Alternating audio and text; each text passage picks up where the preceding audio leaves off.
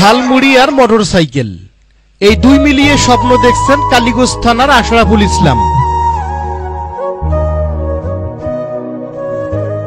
বেকারত্ব হার মানিয়ে রাস্তায় রাস্তায় মোটরসাইকেল চালিয়ে বিক্রি করছেন সুস্বাদু ঝালমুড়ি।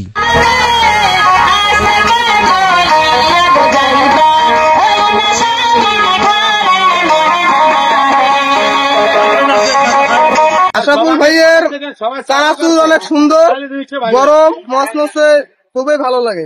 সাধারণত হাটে বাজারে দাঁড়িয়ে ঝালমুড়ির বিক্রির দৃশ্য দেখা যায়, কিন্তু আশরাফুল সাজিয়েছেন ভ্রাম্যমান দোকান মোটরসাইকেলে।